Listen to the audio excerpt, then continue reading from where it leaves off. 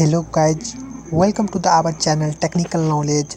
In this video I will say you about how to increase the speed of a mobile data network on Android mobile. Hello guys, आप सभी को स्वागत है हमारे channel technical knowledge पर। आज के इस वीडियो में मैं बात करने वाला हूं कि हम कैसे अपने मोबाइल डाटा को इंक्रीज करके 4G नेटवर्क में चला सकते हैं। तो चलिए शुरू करते हैं। सबसे पहले मोबाइल की सेटिंग में जाइए, क्लिक ऑन सेटिंग में आने के बाद मोबाइल नेटवर्क पर क्लिक करिए। आप लोग देख सकते हो मोबाइल नेटवर्क, इस पर क्लिक करिए। क्लिक करने के बाद यहाँ नेटवर्क मोड देख रहे हो, इस पर क्लिक करिए।